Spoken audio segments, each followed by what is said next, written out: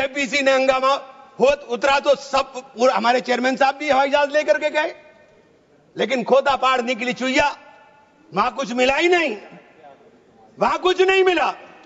इसी तरह से कहना चाहता हूं कि ये जो विवाद वाली स्थिति में आपने डेजिग्नेटेड ऑफिसर का प्रावधान किया, लेकिन उसके सामने ये नहीं लिखा कि ये कब तक तय करेगा। और आप बार बार कहते हैं कि साहब ये जो इसका संरचना होगी, इसकी 22 मेंबर वक्फ काउंसिल में होंगे, उसके अंदर 22 मेंबर में 10 मेंबर मुसलमान होंगे, सही है, 2 महिलाएं होंगी, सही है, लेकिन 12 मेंबर उसके अंदर नॉन मुस्लिम हो जाएंगे।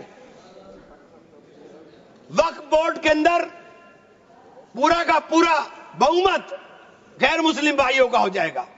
मुझे इससे मतलब नहीं, क्योंकि मैंने अभी कहा कि भाई आप दूसरे जो ट्रस्ट हैं या जो दूसरे धर्म के ट्रस्ट हैं, उनके अंदर क्या आप दूसरे धर्म के लोगों को शामिल करने की अनुमति देंगे?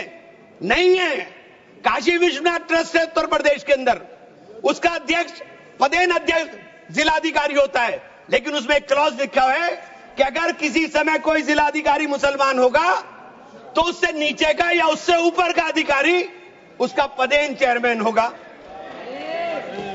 आप मुसलमान के ऊपर यह शर्त लागू करते हैं, आप मुसलमान के ऊपर यह शर्त लागू करते हैं कि इसके ऊपर लिमिटेशन एक्ट, विधेयक के खंड 40A की धारा 107 जो वक्फ संपत्तियों की समय सीमा को अधीन करता था, लिमिटेशन एक्ट लागू करता था, आपने हटा करके 108 और इससे 41 में 108 और 108A को हटा दिया।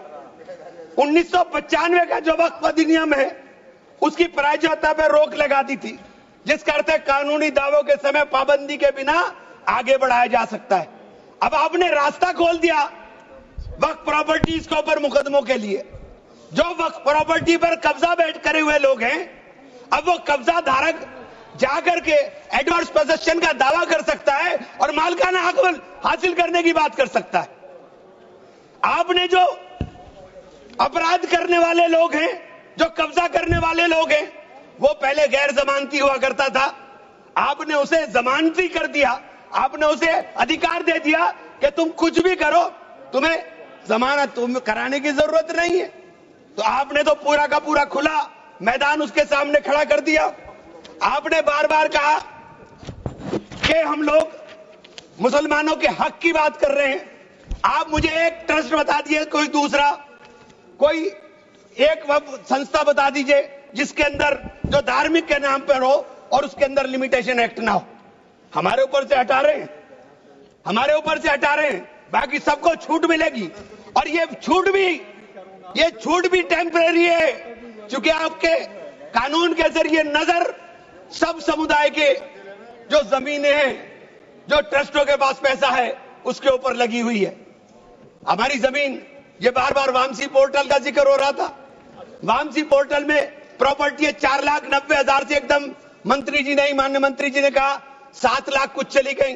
तो ये प्रॉपर्टी कोई वक्त नहीं की गई किसी ने। ये जो वामसी पोर्टल के ऊपर दर्ज हुई संपत्ति, कब्रिस्तान के अंदर वसूगा, एक प्रॉपर्टी वसूगा, एक प्रॉपर्टी मस्जिद, एक प्रॉपर्टी में कब्र, एक ही प्रॉपर्टी की 3-3, 4-4 बना दी। और आपने बता दिया कि वामसी पोर्टल ने, और 10 साल माने मंत्री जी, 10 साल का बहुत समय होता है। जो काम आप 10 साल में पूरी संपत्तियों का रजिस्ट्रेशन नहीं कर सके, मान्यवर प्लीज सब प्लीज आप मान्य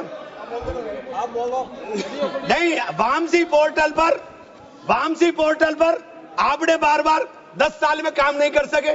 आप कह रहे हैं कि 6 महीने के अंदर सारी संपत्तियों का रजिस्ट्रेशन करा लेना, और सारी संपत्तियों का अगर रजिस्ट्रेशन नहीं होगा तो वो संपत्तियां वक्फ की नहीं बचेंगी। रजिस्ट्रेशन कौन करेगा? रजिस्ट्रेशन आपके अधिकारी करेंगे। जब 10 साल में नहीं कर सके तो 6 महीने में कैसे करेंगे? और ये पूरी तरीके से संविधान विरोधी कानून है। साथ अनुच्छेद 14, अनुच्छेद 16, अनुच्छेद 26 और अनुच्छेद 25 का सीधे सीधे ओवरलैपिंग करने का काम करता है। आपसे अनुरोध है कि माननीय 2 मिनट का समय और दे दें। ये बार बार कहते हैं कि प्रैक्टिसिंग मुस्लिम, आप एक बात बता दीजिए, आप प्रैक्टिसिंग मुस्लिम की बात कर रहे हैं, आप किस तरह तय करेंगे कौन प्रैक्टिसिंग मुस्लिम है? ये कौन बताएगा कि आपकी क्या परिभाषा है प्रैक्टिसिंग मुस्लिम की? सारे मुसलमान 5 वक्त नमाज नहीं पढ़ते, सारे मुसलमान रोजा भी नहीं रखते, और उसका पैमाना क्या होगा कि वो मुसलमान है कि नहीं है? तो ये आपने रास्ते इस तरह खोल करके ये सीधे सीधे जो संविधान के अंदर हमारी धारा 14 में अधिकार है उसके ऊपर आपने अतिक्रमण करने का काम कर दिया।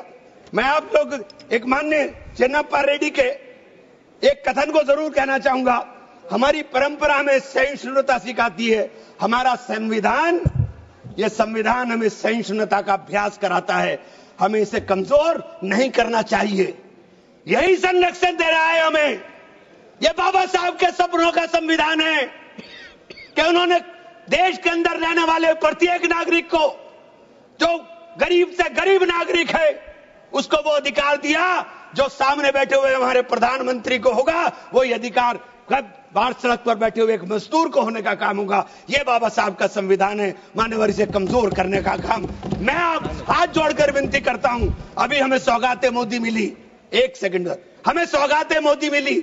हमें सौगाते मोदी में ईद की सवैयां नहीं चाहिए, हमें सौगाते मोदी में शिक्षा दे दीजिए, हमें सौगाते मोदी में रोजगार दे दीजिए, हमें सौगाते मोदी के अंदर मोहब्बत दे दीजिए।